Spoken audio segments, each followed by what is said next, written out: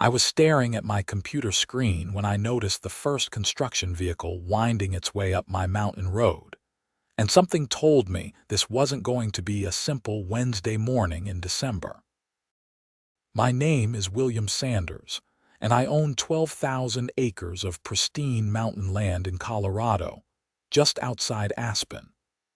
I inherited it from my grandfather 5 years ago when I was 32, and it had been in our family since 1889.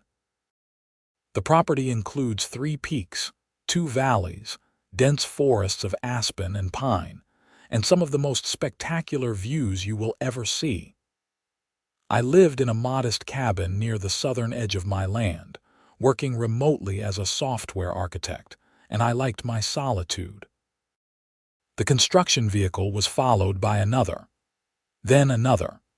Soon there was a whole convoy of trucks, cement mixers, and what looked like prefabricated building materials on flatbeds. They were heading toward the northern section of my property, where the terrain was perfect for skiing. I grabbed my coat and truck keys. The drive took me 40 minutes because the December snow had already started accumulating, and my roads were rough by design. I wanted to keep people out. When I finally reached the construction site, I could not believe what I was seeing. There must have been 50 workers already on site, and they had begun clearing areas and setting up foundations. A woman in an expensive ski jacket and designer sunglasses was directing people with a clipboard, looking like she owned the place. I parked my truck and walked over to her. She was in her mid-40s with that distinctive haircut that screamed entitlement, blonde with aggressive highlights. "Excuse me," I said. "What exactly is going on here?" She looked at me like I was interrupting something important. "And you are William Sanders. I own this land, all of it." "So I will ask again, what are you doing here?" Her expression shifted to something between annoyed and amused. "I am Patricia Hartwell, president of the Aspen Ridge Homeowners Association. We are building ski lodges for our community members. The permits were all approved by the county." Permits. I felt my blood pressure rising. You cannot get permits to build on someone else's private property. Patricia pulled out a folder from her designer bag.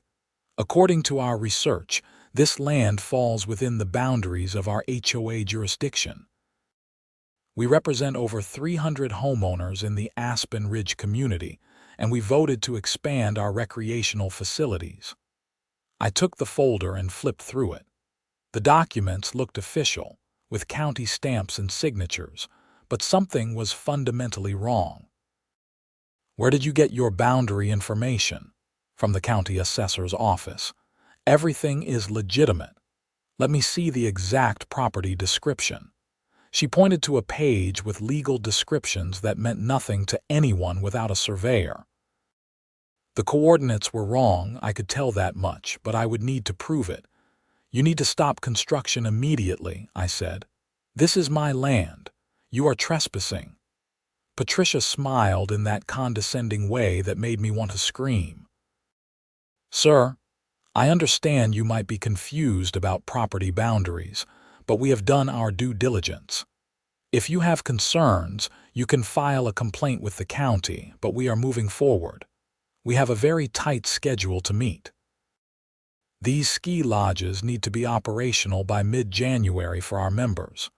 47 ski lodges, I said, reading from one of her documents. "You are planning to build 47 ski lodges on my mountain." "On HOA property," she corrected. "And yes, it is an ambitious project, but our members deserve quality recreational facilities. The lodges will be available for rent to members and their guests. It is going to be quite profitable." I took photos of everything with my phone, the construction equipment, the workers, the cleared areas, and especially all of Patricia's documents. "You are making a huge mistake." "The only mistake would be standing in the way of progress," she said. "Now, if you will excuse me, I have work to do." I drove back to my cabin fuming. The audacity of these people was unbelievable. I immediately called my lawyer, James Mitchell, who had handled my grandfather's estate. James, I need you to pull every property document we have. Someone is building on my land without permission. Slow down, William. Tell me what happened. I explained the situation, and I could hear him typing on his computer as I spoke. Okay, he said. I am looking at your property records now. Your deed is clear. You own 12,000 acres properly surveyed and recorded. If someone is building on your land, we can get an injunction immediately. They claim they have permits from the county. Permits do not override property ownership. Someone made an error, either deliberately or through incompetence. Let me make some calls. In the meantime, do not engage with them physically. Document everything, but let me handle the legal side. How long will this take? If I can get in front of a judge tomorrow, we could have an injunction by Friday. They are moving fast, James, really fast. I understand. Let me get to work. I spent the rest of the day pulling out my grandfather's old property documents from a safe in my cabin. The original deed from 1889, signed by my great-great-grandfather, subsequent transfers through the generations, survey maps, tax records. Everything was in order, crystal clear. That night I barely slept. I kept thinking about those construction vehicles, those workers, that smug look on Patricia's face. How could this happen? How could the county issue permits without verifying ownership? The next morning, I drove back up to the construction site. The progress was shocking. In just 24 hours, they had laid foundations for at least a dozen buildings. The prefabricated materials I had seen were being assembled at an incredible pace. These were not small structures either. Each lodge looked like it would be at least 3,000 square feet, 2 stories with large windows and decks. Patricia was there again, this time with a man in an expensive suit who looked like a developer. "You are back," she said when she saw me. "Did you file your complaint with the county?" "My lawyer is handling it." "Good. Then everything will be sorted out and you will see that we are completely within our rights." The man in the suit extended his hand. "Richard Morrison, Morrison Development. We are the contractors on this project. Beautiful piece of land you have here." "It is my land," I said, not shaking his hand. "Well, that is what the courts will decide, I suppose.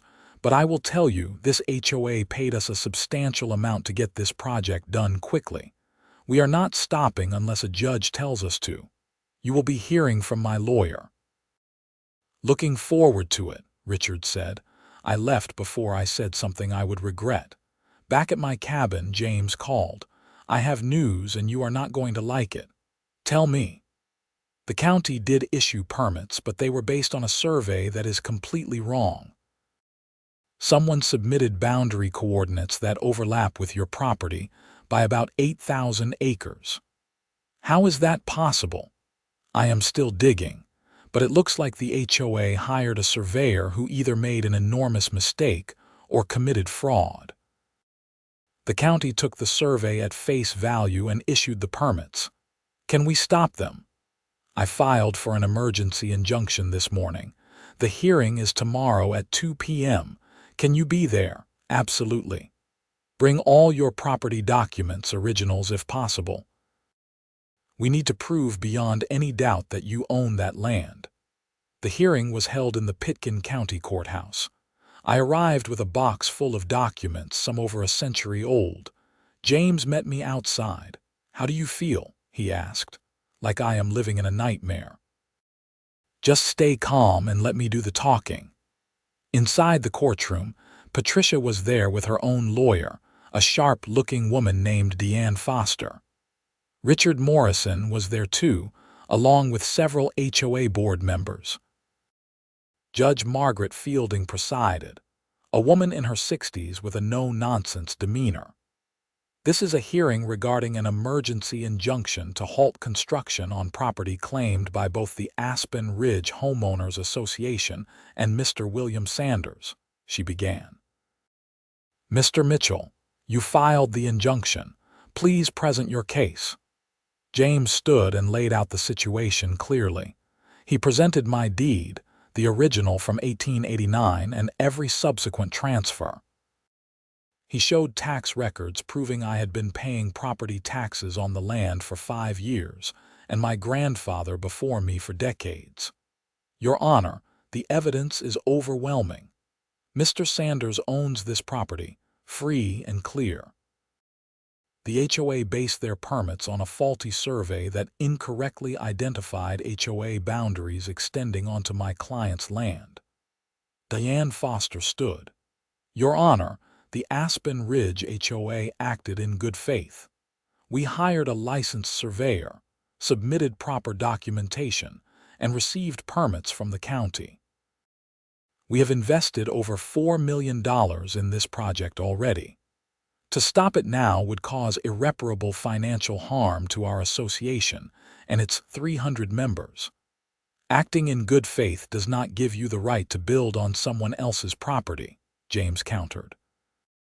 And financial harm is not relevant when the underlying issue is trespass and construction without the property owner's consent. Judge Fielding reviewed the documents. She looked at my deed, then at the survey the HOA had submitted. She studied the coordinates and legal descriptions. Miss Foster, who conducted the survey your association relied upon, a firm called Summit Survey Solutions, Your Honor. And where are they now? Diane hesitated. We have been unable to reach them. Their office appears to be closed. Convenient, James said. Mr. Mitchell, the judge warned. Your Honor, Diane continued, even if there was an error in the survey, my clients acted in good faith. They should not be penalized for relying on professionals and county approval. Judge Fielding set down the documents. Miss Foster, good faith is a defense against certain legal claims, but it does not create property rights where none exist. Mr. Sanders has provided clear evidence of ownership going back over a century. Your survey is less than a year old and contradicts established property records. Your Honor, we would request time to conduct our own survey to verify the boundaries. That is reasonable, but it does not address the immediate issue. Mr. Mitchell, your client is seeking an immediate halt to construction, correct? Yes, Your Honor. And Miss Foster, how far along is this construction? We have completed foundations for 47 lodges and begun framing on 30 of them. The project is scheduled to open in 5 weeks. I nearly fell out of my chair. 47 lodges already under construction. How is that even possible? Judge Fielding thought for a moment. I am going to order a temporary halt to construction pending a proper survey by a court-appointed surveyor. This survey will be completed within 2 weeks, and we will reconvene to review the findings. Your Honor, Diane said, a 2-week delay will set us back significantly. The weather window is critical. That is not my concern, Miss Foster. What concerns me is that construction may be occurring on land where your clients have no legal right to build. Injunction granted. Construction is halted as of now. Patricia stood up from her seat. This is outrageous. We have rights as an HOA. Madam, please sit down, Judge Fielding said firmly. We represent 300 homeowners who have invested in this project. You cannot just shut us down because some man shows up with old papers. Madam, I will hold you in contempt if you do not sit down and be quiet. Patricia's face turned red, but she sat down. Deanne leaned over to whisper something to her. Judge Fielding continued. The court-appointed surveyor will begin work immediately. Both parties will cooperate fully. We will reconvene on December 22nd. Court is adjourned. We left the courthouse, and I felt a small sense of relief. At least the construction was stopped. What happens now? I asked James. We wait for the survey. But honestly, William, this is pretty clear-cut. Your documents are solid. The HOA made a massive mistake. They have already built foundations for 47 lodges. That is their problem, not yours. If the survey confirms what we already know, they will have to remove everything at their own expense. Over the next 2 weeks, I watched as the court-appointed surveyor and his team worked on my property. They used GPS equipment, old maps, and modern technology to verify the exact boundaries. I cooperated fully, showing them my documents and giving them access to every part of my land. The HOA did not take the construction halt well. Patricia tried to organize protests, claiming I was preventing economic development in the community. She gave interviews to local news stations, painting me as a wealthy landowner blocking progress. I declined to comment publicly on James's advice, which only made me look worse in the court of public opinion. I started getting threatening letters in my mailbox. Anonymous calls telling me to drop the case. Someone even spray-painted "land hoarder" on my truck one night.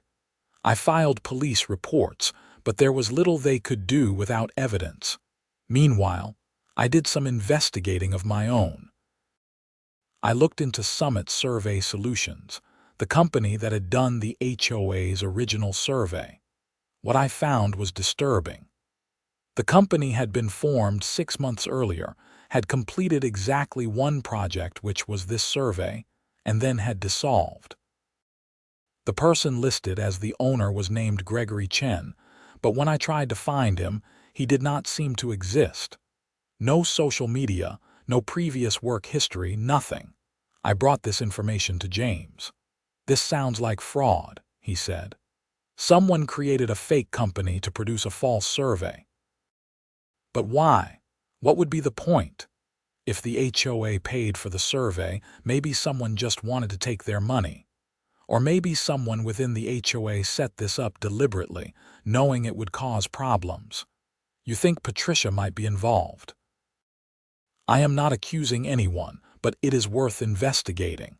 Let me bring this to the district attorney's office. The December 22nd hearing arrived, and this time the courtroom was packed.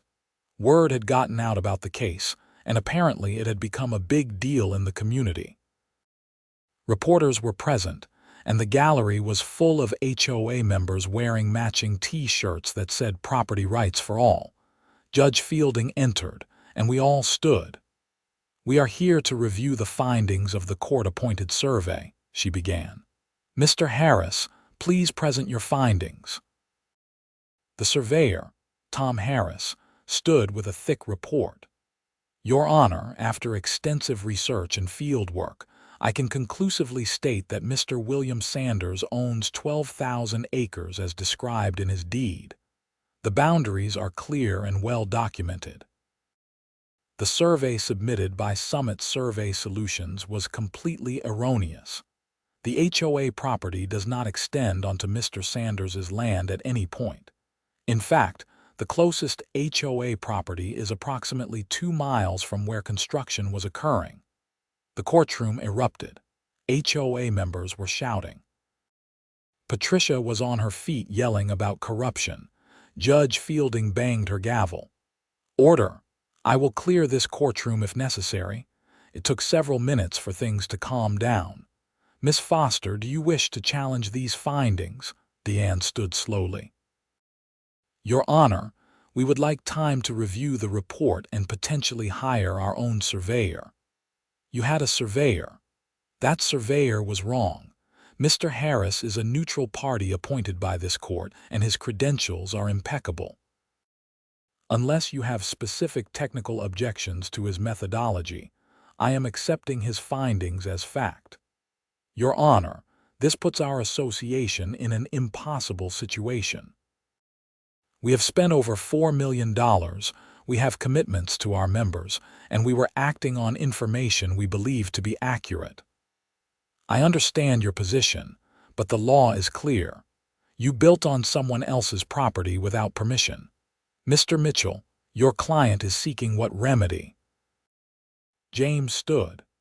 "Your Honor, Mr. Sanders wants all structures removed from his property and restoration of the land to its previous condition. He is also seeking damages for trespass and the cost of this litigation." Patricia jumped up again. "You cannot make us tear down 47 lodges. Do you know how much money that is?" "This is theft, madam, final warning," Judge Fielding said. "One more outburst and you will be removed. This is my livelihood. I am the HOA president. I did everything right. Bailiff, remove her from the courtroom." The bailiff moved toward Patricia, but she pushed past him and stormed out on her own, shouting about injustice all the way. Judge Fielding rubbed her temples. "Miss Foster, your client is not helping her case." "I apologize, Your Honor. Emotions are running high." "I am sure they are. However, the facts are what they are. The construction occurred on Mr. Sanders's property.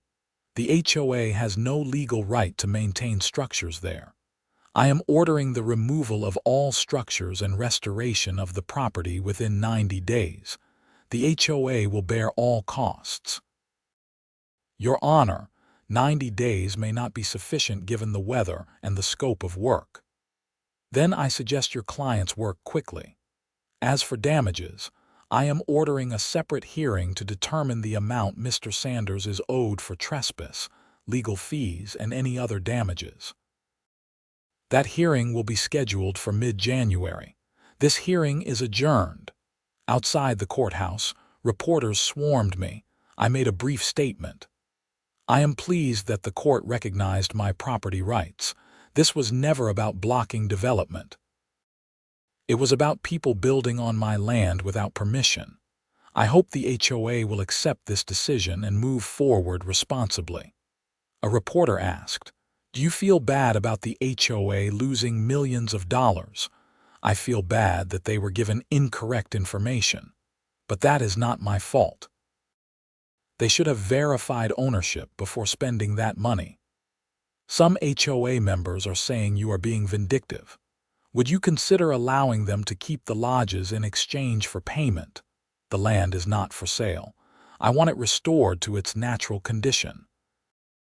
That night, I received a phone call from an unknown number.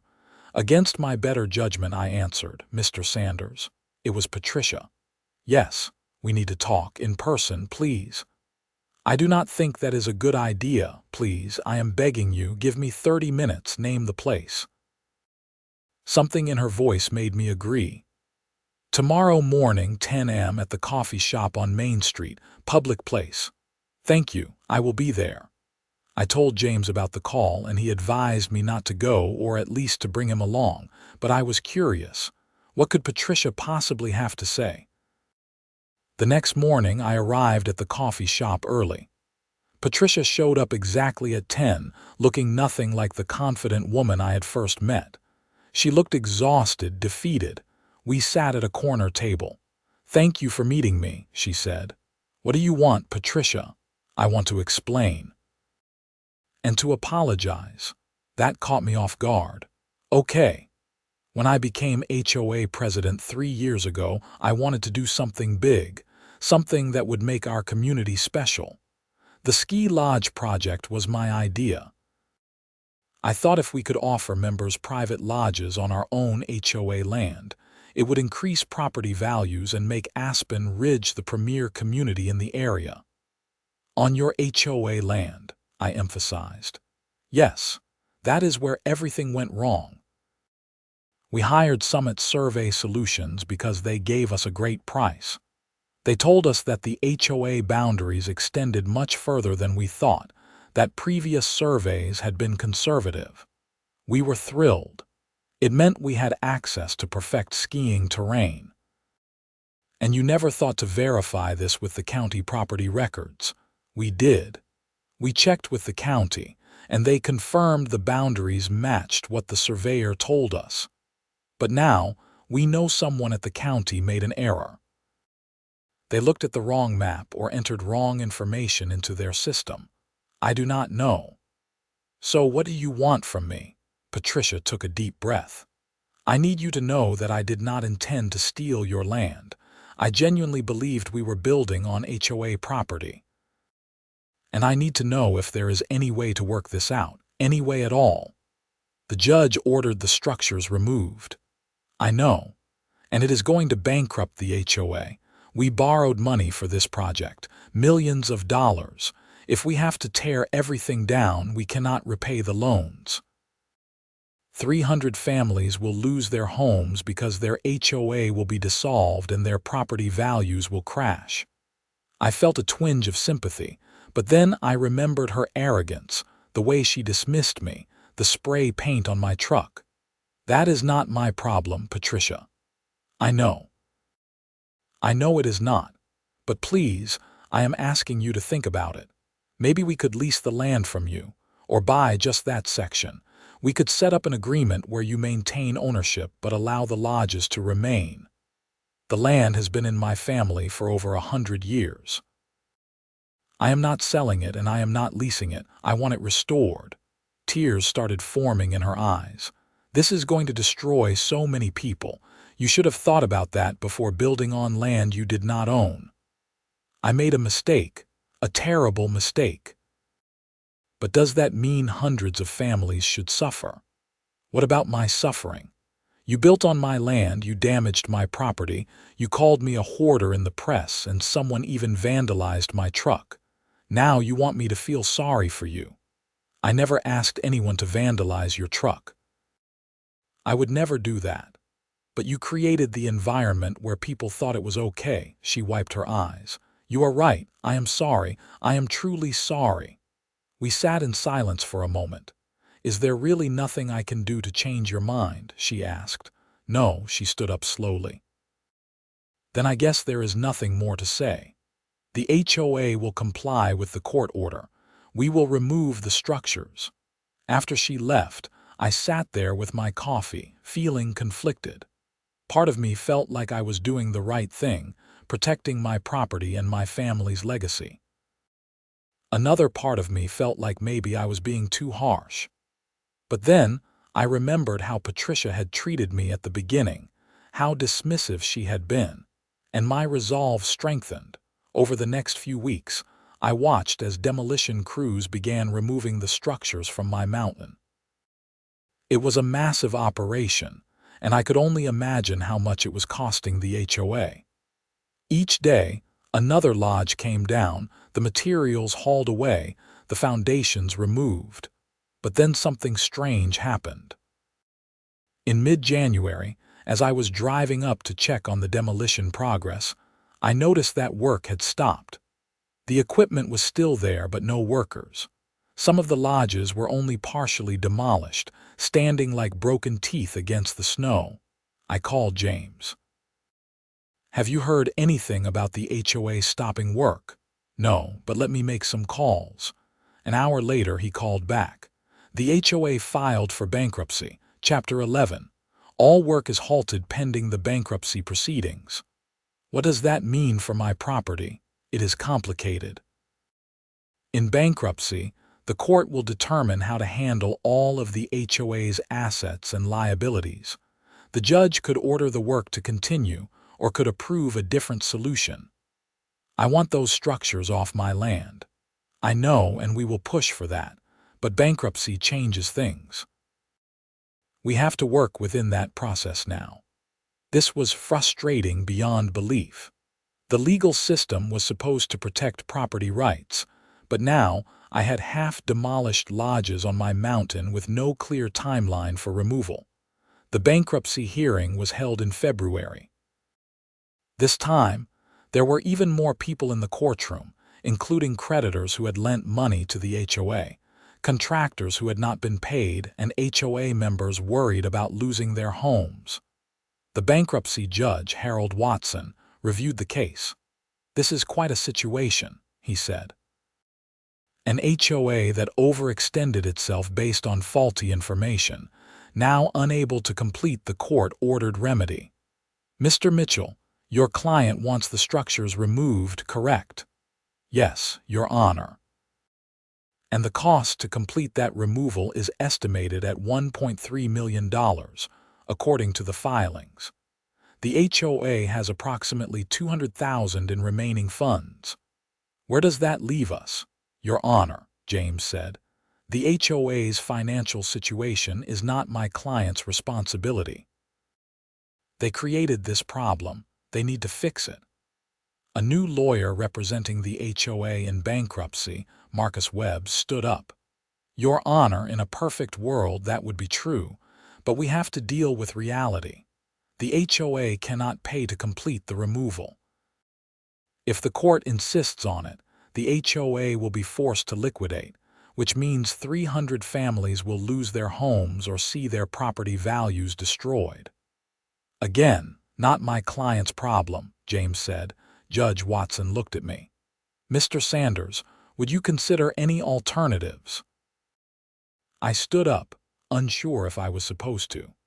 Like what, Your Honor? What if the bankruptcy estate transferred all the partially demolished structures to you as they stand? You could then decide what to do with them, finish the demolition yourself, or perhaps find another use for them. I do not want ski lodges on my mountain. Understandable. But the reality is that getting them fully removed could take years through this bankruptcy process, and you might end up with the same result anyway, but with more legal fees and more time wasted. I looked at James. He shrugged slightly, indicating it was my decision. Your Honor, I would need to think about it. Take a week. We will reconvene next Wednesday. During that week, I did a lot of thinking. I hiked up to the construction site several times, looking at the partially demolished lodges. Some were just foundations and framing, but others were nearly complete, just missing finishing touches. An idea started forming in my mind. I called James. What if I took ownership of the structures and converted them into something else, something that fits what I want for the land? Like what? I am not sure yet, but maybe there is a way to make this work that does not involve complete demolition. That is a significant shift from your previous position. I know, but I have been thinking about my grandfather. He loved this land, but he also believed in being practical. He would tell me not to cut off my nose to spite my face. What would you want in return? Clear title to everything on my property. No more HOA claims ever, and payment for all my legal fees and damages. The HOA probably cannot pay damages in bankruptcy. Then I want it in the bankruptcy settlement, however much they can pay. At the next hearing, I presented my proposal. I would accept ownership of all structures in their current condition, and the HOA would be released from any obligation to remove them.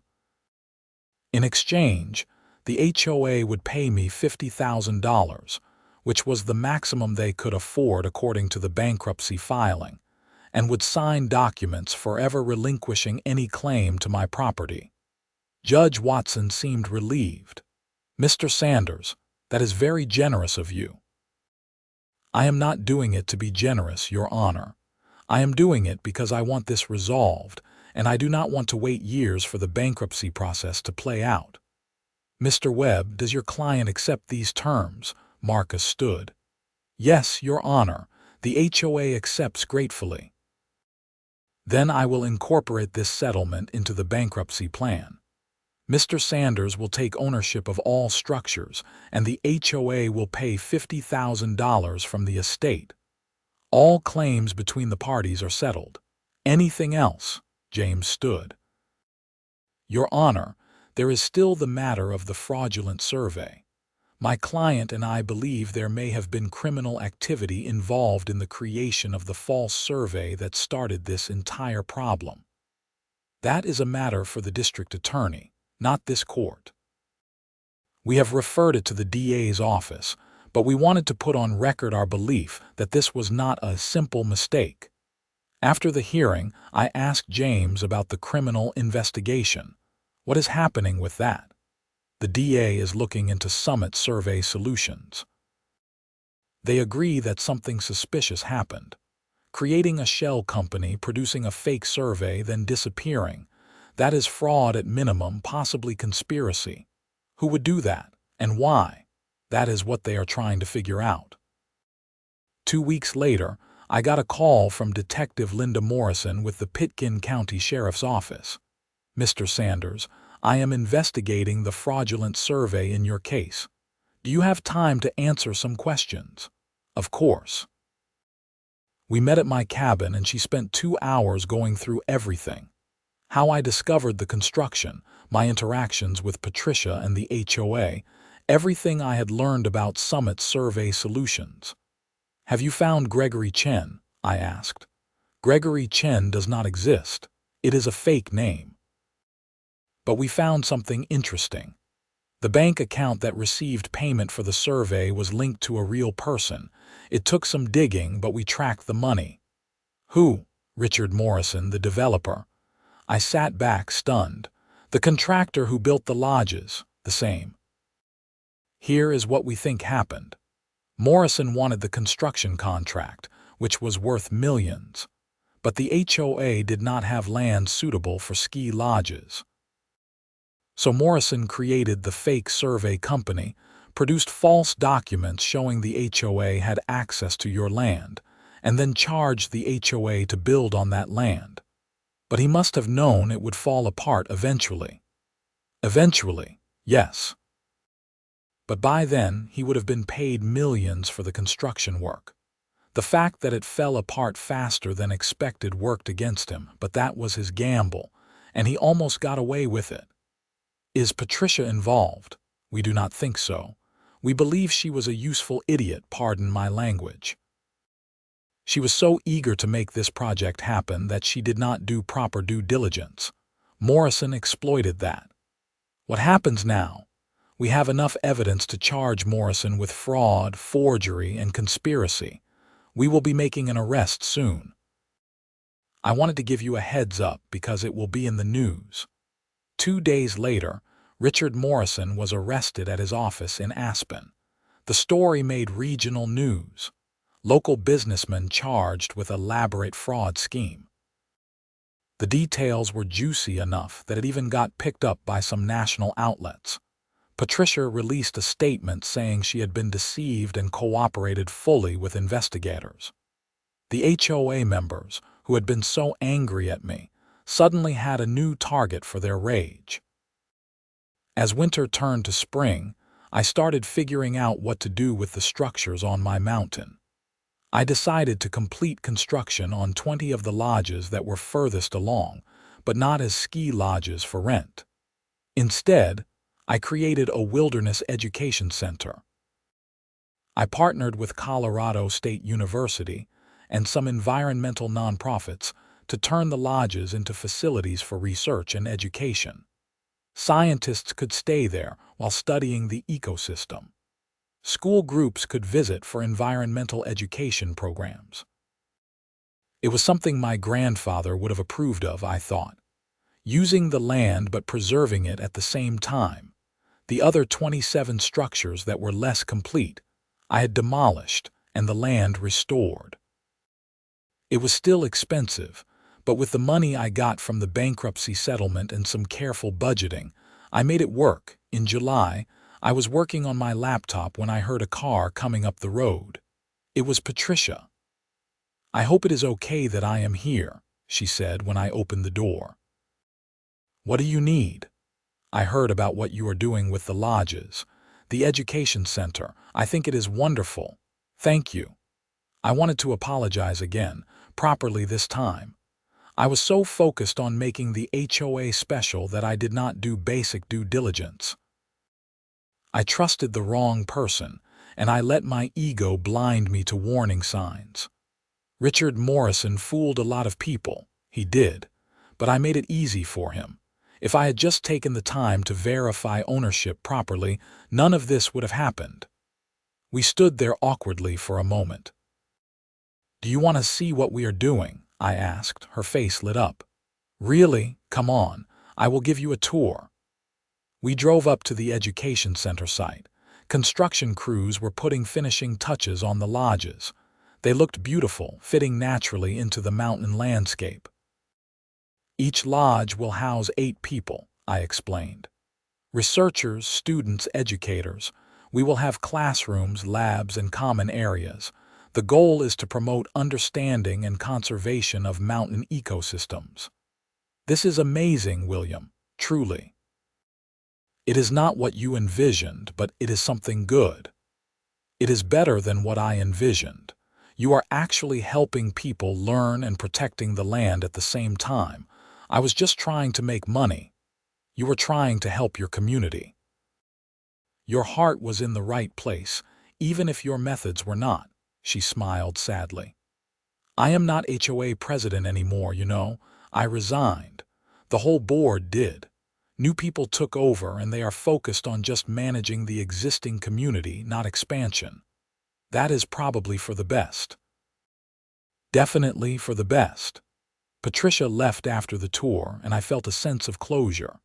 The anger I had carried for months was finally fading. In September, Richard Morrison's trial began. I was called as a witness and testified about discovering the construction and my subsequent investigation. The evidence against Morrison was overwhelming. The fake company, the false survey, the money trail. His defense tried to argue that he had simply made a business mistake, but the prosecution showed clear intent to defraud. The jury deliberated for less than 4 hours. Guilty on all counts. At sentencing, the judge was not sympathetic. Mr. Morrison, you engaged in a sophisticated scheme that cost hundreds of people millions of dollars. You created false documents, deceived a community organization, and trespassed on private property. Your actions caused enormous harm. I am sentencing you to 8 years in federal prison and ordering restitution of $4.2 million. Morrison's face went pale. He was led away in handcuffs. Outside the courthouse, reporters asked me how I felt. I feel like justice was served. This was never about revenge. It was about holding someone accountable for fraud and protecting property rights. Are you satisfied with the outcome? I am satisfied that the legal system worked, even though it took time. I am satisfied that my land is protected, and I am satisfied that something good came from this mess with the education center. You forgive Patricia Hartwell? That question caught me off guard. I do not know if forgiveness is the right word, but I do not hold anger toward her anymore. She made mistakes, but she was also a victim of Morrison's scheme.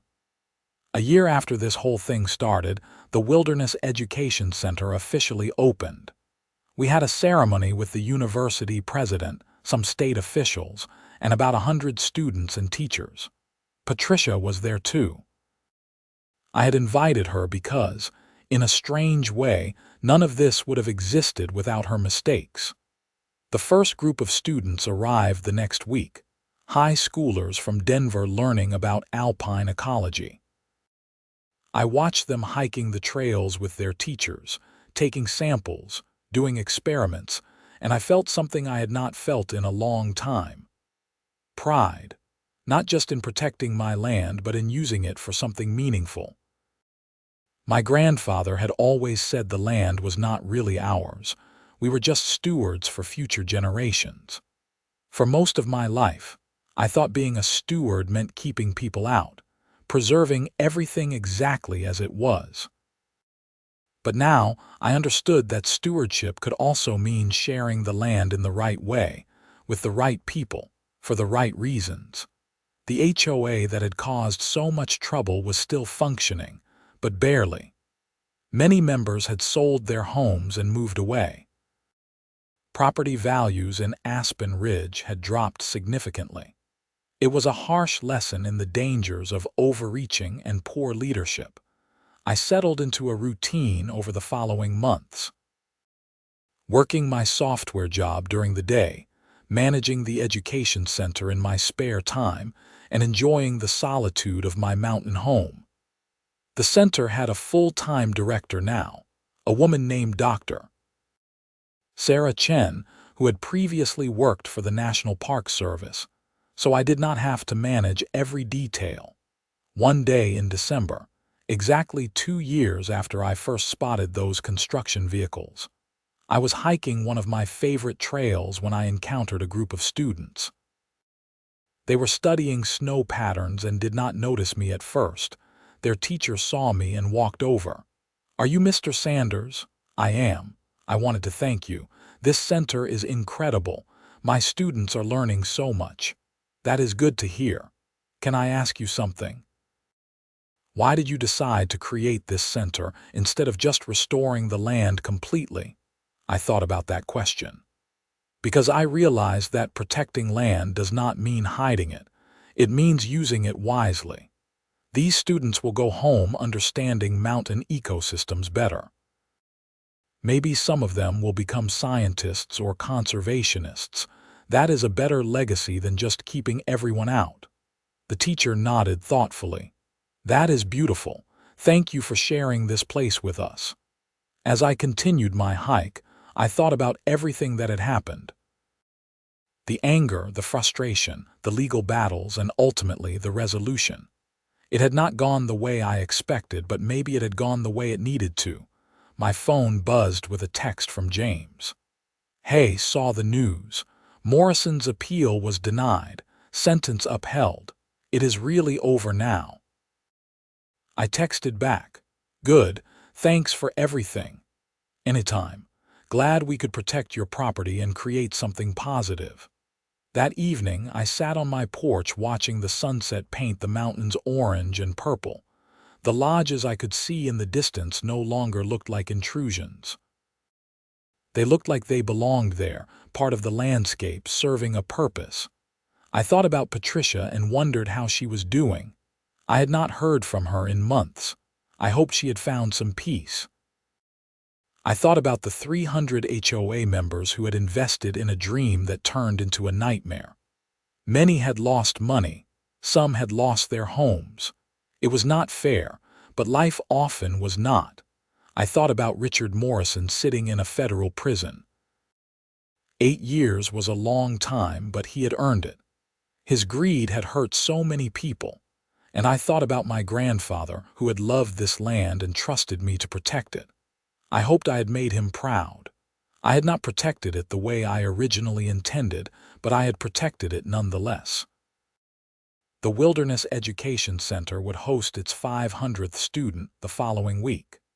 500 young people who had experienced this mountain, learned about ecology and conservation, and hopefully developed a deeper appreciation for wild places. That was 500 people who might make better decisions about the environment in the future. Winter was coming again, and the center would be busy with groups studying winter ecology.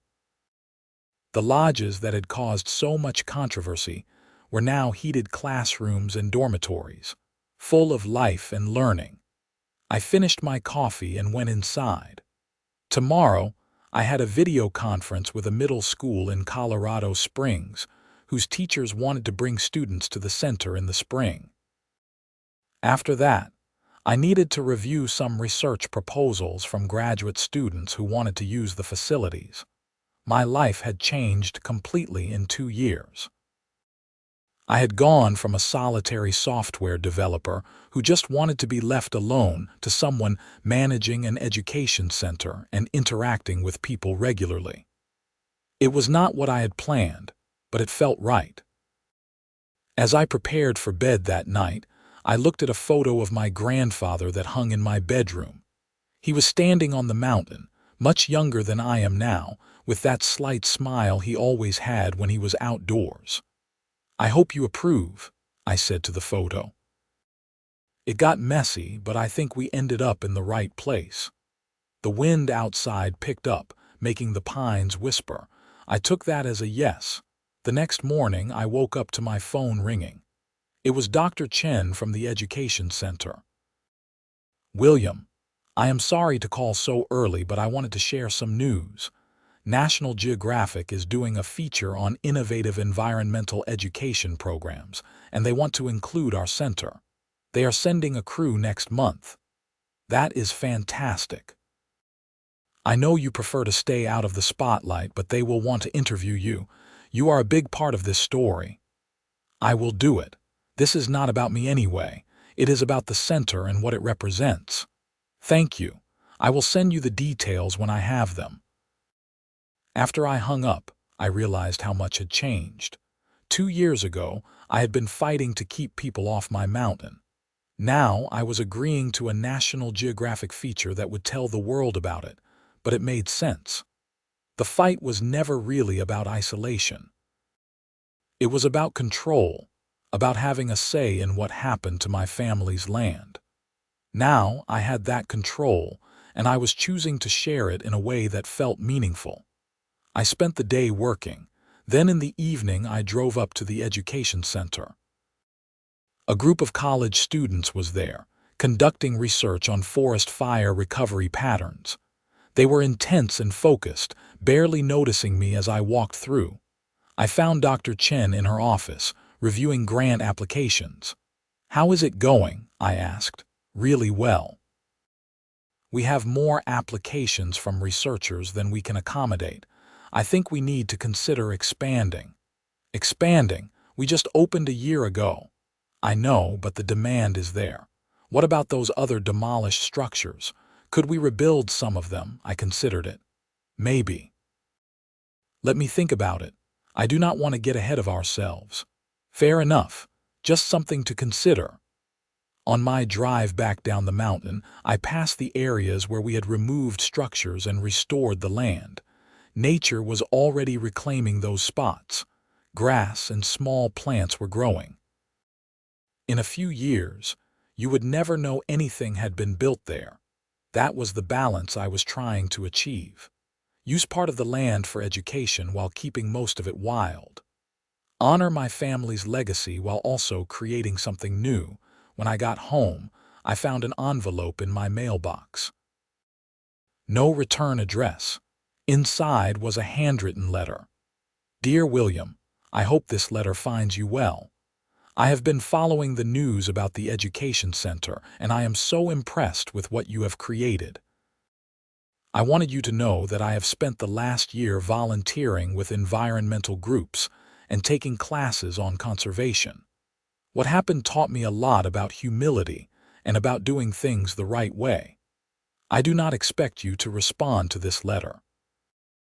I just wanted you to know that some good came from my mistakes. I am a better person now, and I have you to thank for that. Patricia." I read the letter twice, then put it in a drawer. Maybe I would respond someday, or maybe I would not. Either way, it was good to know she had found her own path forward. The National Geographic crew arrived in January, and we spent 3 days filming. They interviewed students, teachers, researchers, Dr. Chen, and finally me. The interviewer, a woman named Jessica, asked thoughtful questions. "When you first discovered the HOA building on your land, did you ever imagine it would lead to this?" "Never. I just wanted them to stop and leave." "What changed?" I realized that being rigid was not the answer. My grandfather taught me to love this land, but he also taught me to be practical. The structures were here whether I liked it or not. I could spend years fighting to remove them completely, or I could find a way to make them serve a purpose I believed in. Some people might say you gave in, that you let the HOA win. Those people would be wrong. The HOA lost millions of dollars, their president resigned, and the person who orchestrated the fraud went to prison. I did not give in. I adapted. There is a difference. What do you hope people take away from this story? A few things. First, verify your information before making major decisions. The HOA trusted the wrong people and did not do their homework. Second, property rights matter and need to be protected. But third, and maybe most important when something bad happens, look for ways to create something good from it. Do not just be angry, be constructive. The segment aired in March and got a lot of attention. The Education Center received dozens of inquiries from schools and researchers. Donations started coming in. A retired businessman from Denver sent a check for $50,000 to fund scholarships for students who could not otherwise afford to attend programs at the center. Things were going well. maybe too well. I kept waiting for the other shoe to drop, for some new problem to emerge. But weeks passed, then months, and everything just kept working. By summer, Dr. Chen came back to me with a proposal to rebuild 4 of the demolished lodges, funded by grants and donations. I approved it, with strict conditions about environmental impact and design standards. Patricia called me in August. It was the first time we had spoken since her visit the previous year. "I got your number from Dr. Chen. I hope that is okay." "It is fine. How are you?" "I am good. Really good, actually. I am working for an environmental nonprofit now, doing community outreach. I wanted to ask if you would be willing to speak at a conference we are hosting in September. It is about land conservation and community development. I think your story would be really valuable. I am not much of a public speaker. You were great in that National Geographic piece. Please consider it. You do not have to give me an answer now. I will think about it." I did think about it for several days.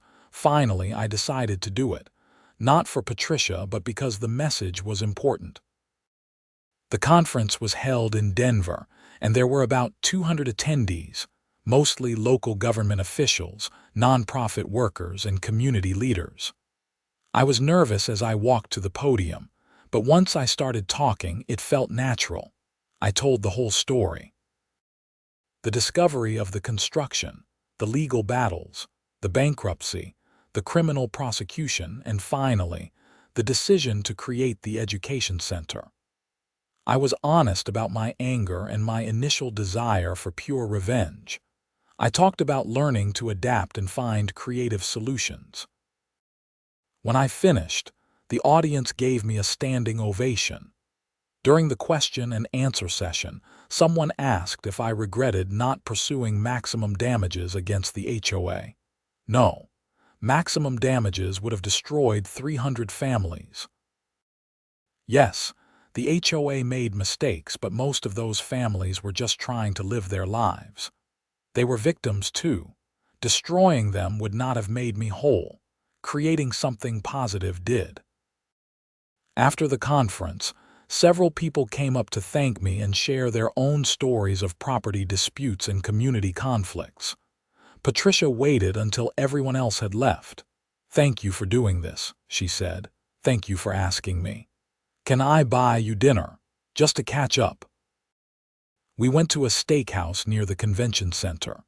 Over dinner, Patricia told me about her new job and her journey over the past 2 years. I was so lost after everything fell apart. I felt like such a failure. But then I realized I had a choice. I could wallow in it, or I could learn from it and become better. So I started volunteering, taking classes, really educating myself about environmental issues and responsible development. That is admirable. The irony is that I am happier now than I was as HOA president. That job was so stressful.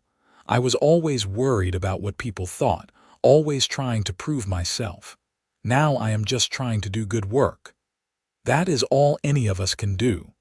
We talked for 2 hours, and by the end, I realized I had genuinely forgiven her. She had made mistakes, but she had owned them and grown from them. That was more than most people did. As we said goodbye in the parking lot, Patricia said, "I am glad this happened. Not the fraud or the legal battles or the bankruptcy, obviously, but I am glad our paths crossed. You taught me a lot. You taught me some things too, mainly about patience and finding creative solutions.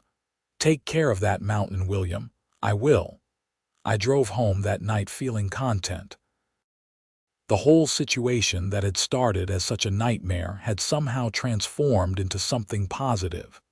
The education center was thriving. Patricia had found a better path. Richard Morrison was paying for his crimes, and my mountain was protected, serving a purpose that honored my family's legacy. 3 years after that first construction vehicle appeared on my road, the education center celebrated its 1,000th student. We held a small ceremony, and I gave a short speech about the importance of environmental education and conservation.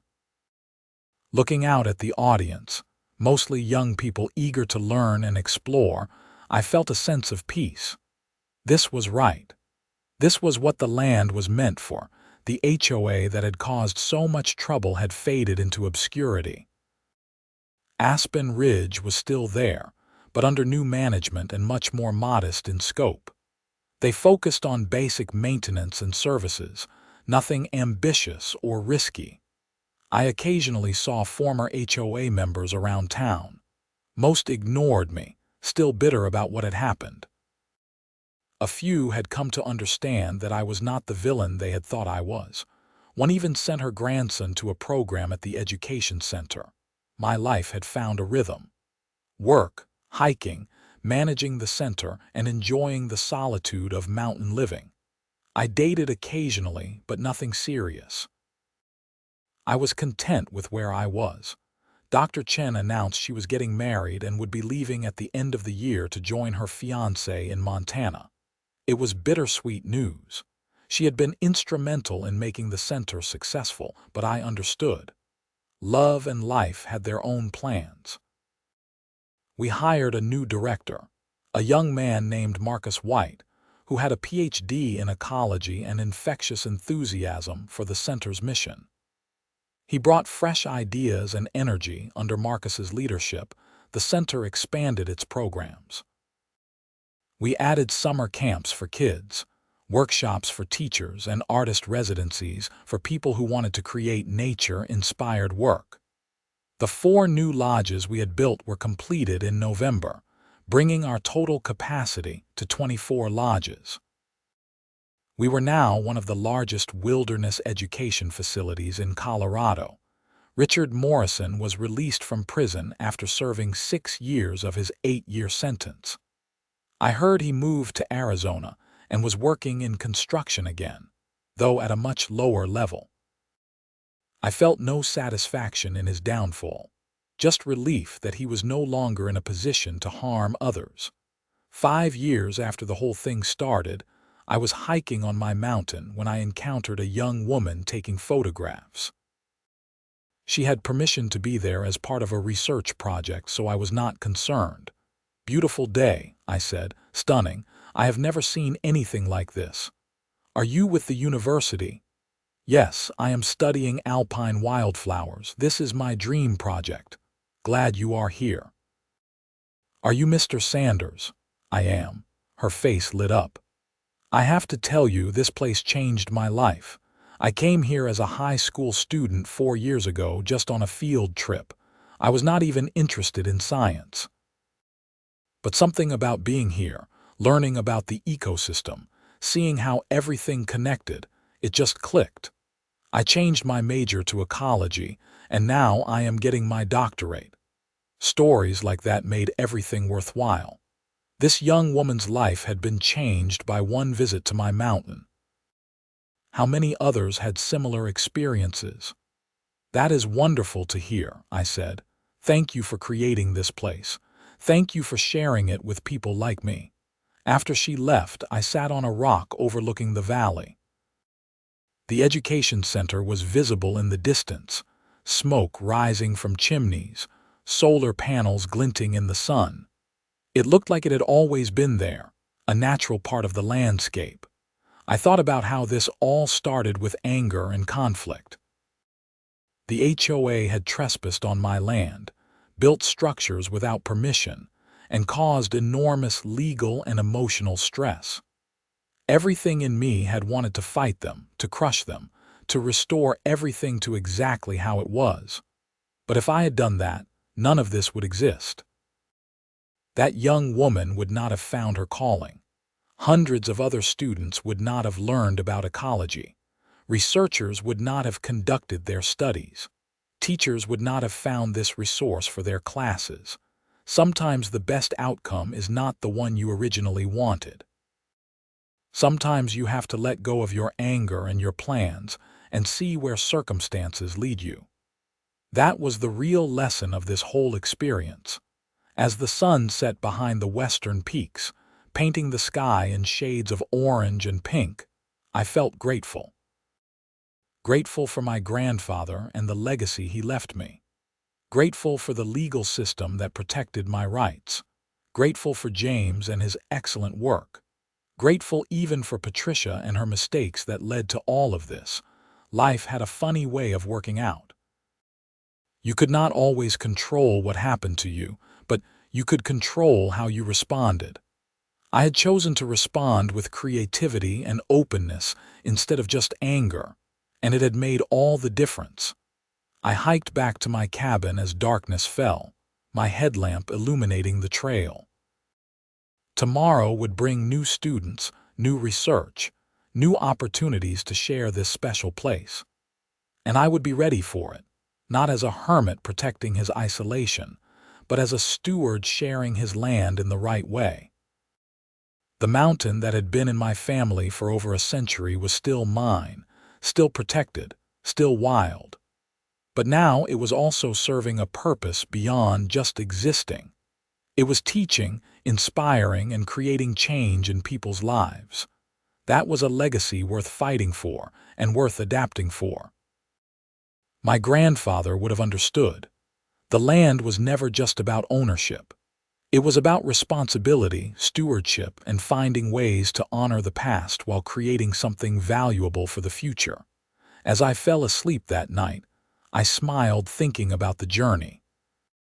From angry landowner to education advocate, from isolation to community, from fighting to creating.